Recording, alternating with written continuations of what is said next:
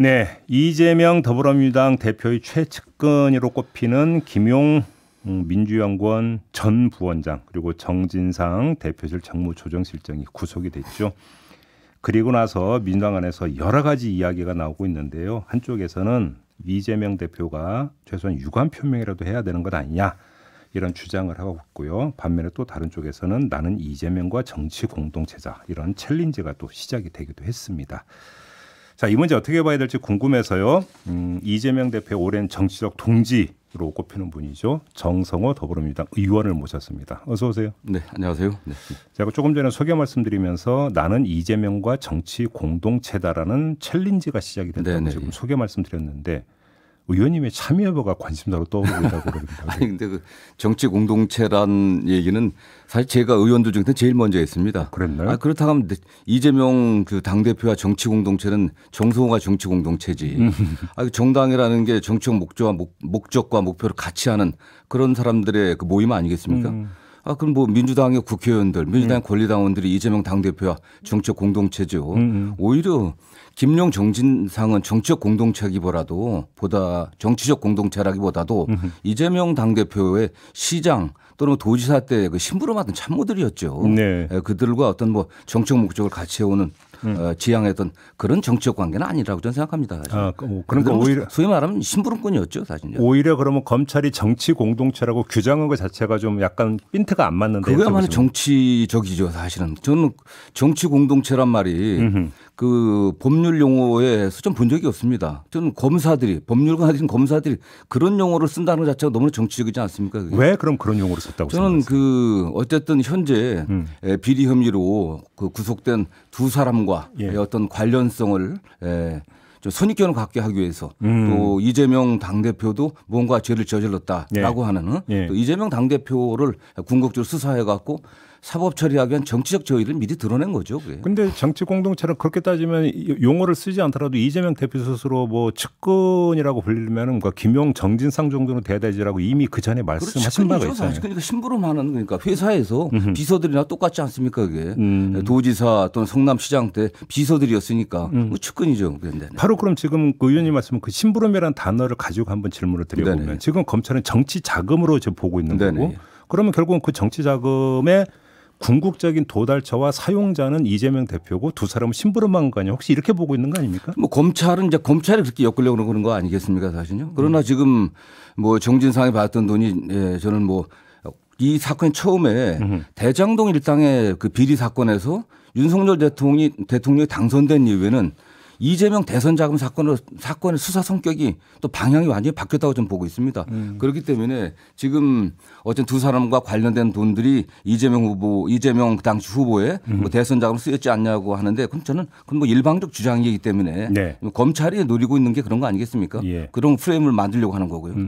아무튼 그 이제 정치 자금 얘기가 이제 계속 나왔고 저희가 의원님을 그 모시고 인터뷰가 딱 한 달 전이었거든요. 네네. 그때 이제 바로 이 그 김용 부원장 문제가 나오면서 민주연구원 압수수색 이제 그 나올 때 딱 한 달 전이었는데 그러면 그 한 달이라는 기간 동안에 다시 그러니까 혹시 제3지에서 돌다리도 두들겨 본다고 정치 자금 사용이라든지 뭐 내지 어떤 수수와 관련해서 2중 3중으로 다시 한번 좀 확인하는 과정을 좀 거치셨어요. 물론 뭐 제가 한 건 아니고 저는 저와 관계됐던 어떤 운동 뭐 당내 인사들 몇 사람들도 좀 확인해 봤고 또 실무자들도 봤지만 전혀 없었습니다.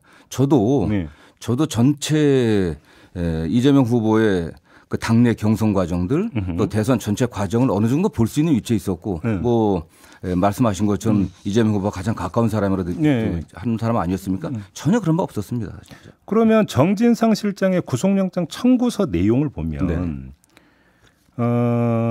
유동규 본부장의 진술에 부합하는 다수의 핵심 물증이 확보됐다. 이런 내용이 있다고 그러고 유동규 본부장의 진술이라고 하는 게 결국은 돈, 그 정치자금 그 문제였잖아요. 그런데 정진상에 관련된 것은 뭐 그 대선 자금은 지금 김용 그 전 민주연구원장이 받았다는 돈이 지금 대선 자금으로 흘러갔다고 지금 검찰이 주장하고 있는 거고요. 그다음에 김용은 그 성남시장 때 되게 뇌물로 수수했다 이런 얘기 아니겠습니까 사실. 그렇기 때문에 관계가 없는 거고요.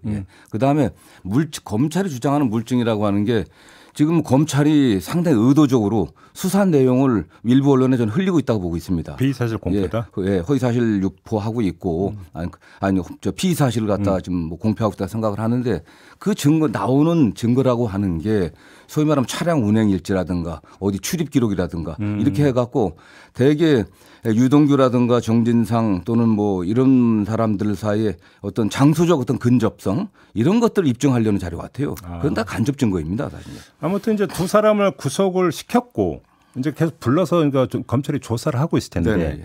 검찰 조사 내용을 보면은 검찰이 지금 수사가 어디까지 갔거나 대충 이제 가늠이 가능하잖아요. 네네. 그러면 김용 그러니까 정진상 두 변호사 네네. 두 사람의 변호사들로부터 좀 들으신 얘기는 있습니까 관련해서? 예, 있습니다. 있는데 지금 진척된 게 없습니다. 뭐 김용 전 연구원장은 뭐 특별한 진술을 좀 하고 있지 않고 계속 특권 행사하고 있습니다. 이미 또 기소가 됐으니까 기소된 사항에 대해서는 조사할 수 없는 게 원칙입니다. 그렇고 정진상 실장은 이제 구속된 지 며칠 안 돼 갖고 지금 조사를 받고 있는 상황인데 특별히 바뀐 게 없어요. 저는 오히려 검찰이 수사 내용을 계속 흘리는 게 본인이 결정적인 물증들이 그 검찰이 결정적인 물증이 없기 때문에 그런 게 아닌가라고 의심할 수밖에 없습니다. 그러면 계속 그렇게 흘리는 건 국민들로 하여금 심증을 굳히게 만드는 그렇죠. 여론전이다. 일종의 언론 플레이라는 거죠. 여기는. 그렇게 보시는 거고요.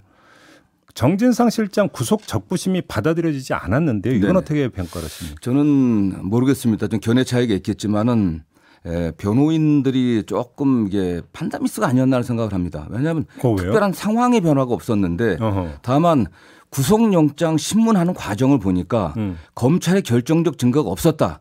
이런 확신을 해줬던 것 같아요.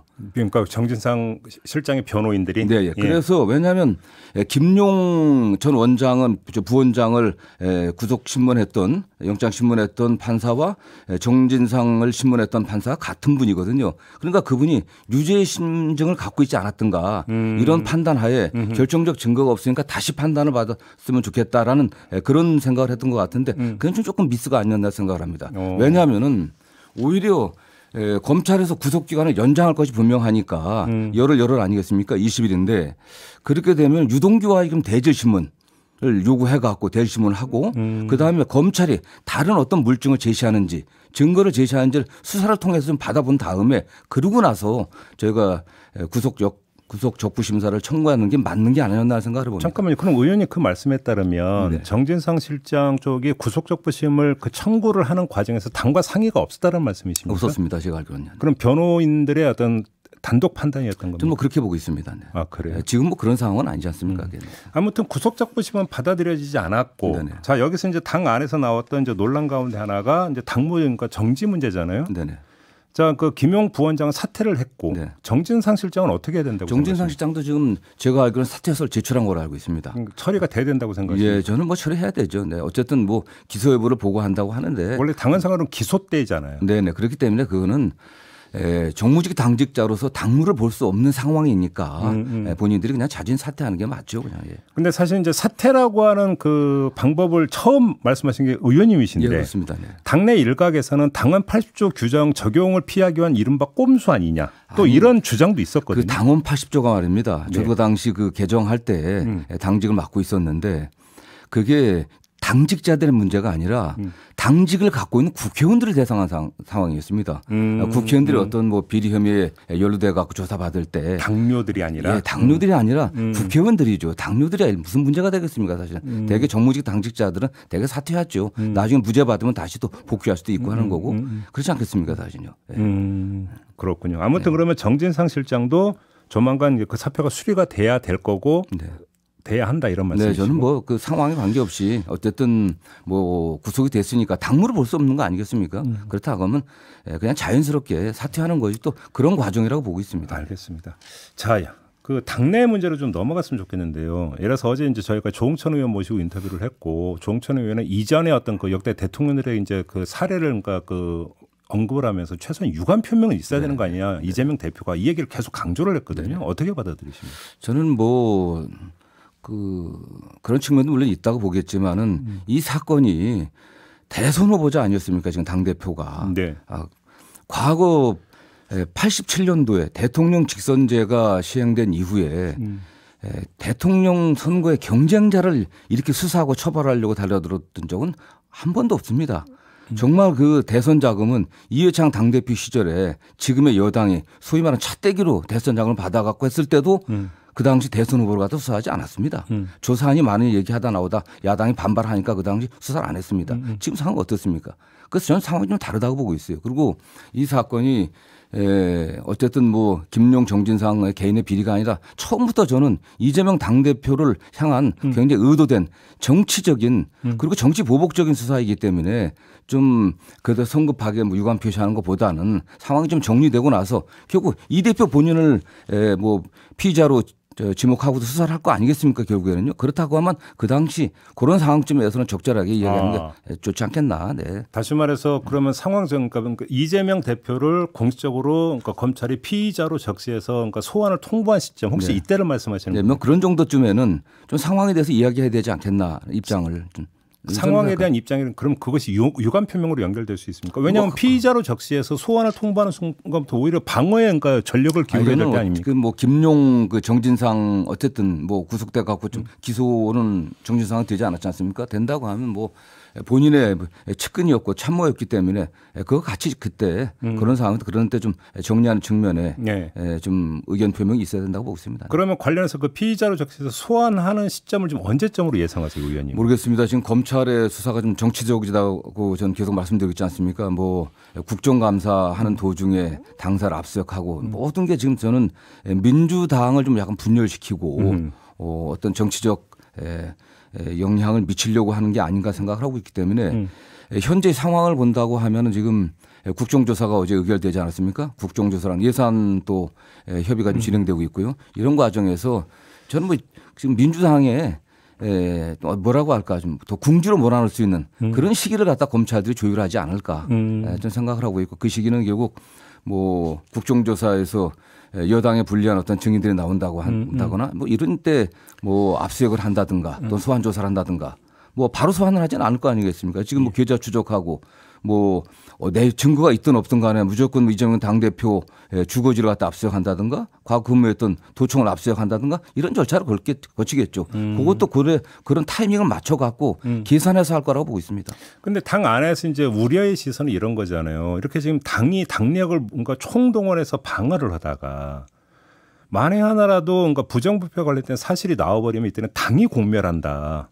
그럼 이게 좀 선을 그어야 되는 거 아니야? 이런 인식이 있는 것 같은데요. 저는 지금 뭐 민주당이 총동원돼서 이렇게 방어하고 있다고 생각하지는 않습니다. 그래요? 예. 그냥 뭐 정치보복 그 검찰 수사 뭐 대책인가요? 정치보복 대책위에서 적절하게 하고 있다고 보고 있고요. 네. 당이 총력을 다한다고 하면은 이걸 갖고 우리가 무슨 뭐 장애 투쟁을 하고 있습니까? 아니면 뭐 그런 건 아니지 않습니까? 이게? 그런 건 아니고. 예. 근데 지금 또 한편에서 그 이정근 전 사무부총장으로부터 이제 비롯돼서 노웅래 의원 네. 거기다가 이제 뭐 김태년 의원 이제 펄쩍뛰고 있습니다만 아무튼 김태년 의원 보좌관 이런까지 지금 나오고 있는 상황 아닙니까? 지금 검찰이 저는 우리 당 국회의원들께서 인식해야 될 게 이재명 당대표만이 지금 타깃이 아니지 않습니까? 당 전체다? 당 전체지. 왜냐하면 전 문재인 정부 때 있었던 서해 공무원 피살 사건 그다음에 동해 그 북한 그 어부 또 송북 강제 북송 사건 이런 사건들을 총동원해서 지금 조사하고 있지 않습니까? 다시 그러고 있죠.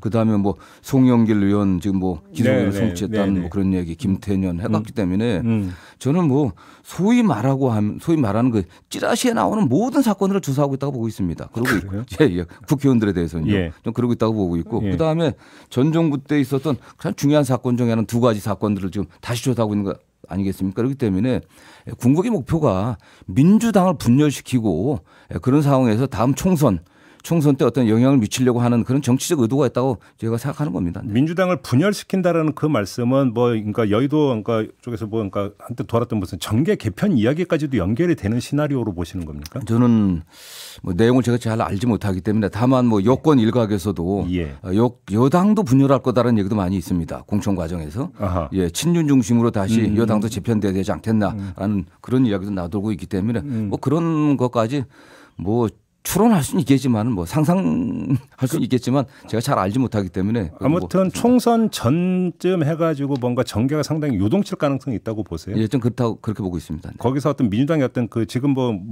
씨앗이라는 표현이 적당한지 모르겠지만 거기서 민주당도 어떤 분열상이 본격적으로 나타날 수도 있다. 그걸 목표로 한다고 보고 있습니다. 그걸 목표로 한다. 네. 그래서 그 핵심 축을 지금 수단으로 검찰 수사를 잡고 있다. 예, 예. 네. 이렇게 보는 거고요. 네, 네, 예. 그러면 이른바 그 분열이라고 하는 게 이른바 언론 어떤 묘사로는 친명 대 비명 간의 어떤 분열 이렇게 지금 이해를 해야 되는 겁니까? 지금 언론에서도 그렇게 일부 이야기하는 기사들이 나오고 있고 예. 또 지금 여당에서 바라는 그게 아니겠습니까? 여당에서 바로 이재명 대표 사퇴해라. 또 예. 여당 의원들이 뭐 민주당 내 친명 비명 갈등이 많다라는 게 되게 여당 발이 많습니다. 네네. 알겠습니다. 그러면 제가 그냥 대놓고 한번 여쭤볼게요. 만약에 어느 시점에선가 검찰이 이재명 대표는 피의자니까 나와서 조사 받으라 만약에 통보가 온다면 네네. 당 대표직을 유지한 상태에서 가서 조사를 받아야 된다고 생각하십니까? 저는 뭐 당 대표직을 유지해야 된다고 보고 있습니다. 그래요? 왜냐하면 현재 어쨌든 이재명 당 대표가 예. 그 민주당 우리 당원들의 뭐 강력한 지지를 받고 있고 어쨌든 뭐 여러 여론조사에서도 차기 대선 후보로서 가장 많은 지지를 받고 있지 않습니까? 예, 예. 저는 뭐 현재 민주당의 당 대표 이재명 여기서 그 당 대표직을 사퇴한다 그러면 그야말로 당이 분열상으로 가는 거죠. 그래요? 예. 그럼 뭐 일각에서 나로 용태론이라고 하면서 일고의 가치도 없다. 네, 저는 그렇게 생각합니다. 네. 뭐 그 이낙연 전 총리의 어떤 뭐 조기 복귀설 이런 것들도 완전히 뭐 물론 아니라는 네네. 얘기도 있습니다만 네네. 이런 경우 뭐 그런 것들도 전혀 상관이 없다 이런 말씀이신 거죠. 저는 뭐 이낙연 대표께서도 우리 민주당 걱정을 많이 하시는 분이고 주변의 의원들도 같은 생각이신데 네. 저는 뭐 당의 분열을 가속화시키는 방향으로 이렇게 움직이지는 않을 거라고 좀 보고 있습니다. 그렇게 보시는 거고. 어제 갑자기 불고 마지막으로 어제 갑자기 불었던 뭐 이재명 대표 뭐 1억 5천인가 현금 뭐 입금 이런 그 보도 보셨죠? 저는 뭐 어떻게 이재명 대표가 성남시장 때 수없이 압수수색 당하고 경기도지사 때 수많은 수사를 받았는데 집안에 있는 현금을 갖다가 자기 공무원이 비서도 시켜갖고 은행에다 집어넣겠습니까? 자기 이름으로 입금했다. 예. 그리고 그 돈은 이미 저희가 이재명 당대표가 소명한 것처럼 본인의 통장에서 돈이 나와 1억 5천이 나왔고 또 5천이 나왔고 본인 통장에서 나온 돈에다가 일부 조의금 받아놓은 겁니다. 알겠습니다. 자, 오늘 말씀 여기까지 드려야 될 것 같네요. 고맙습니다, 의원님. 네, 감사합니다. 네, 정성호 더불어민주당 의원과 함께했습니다.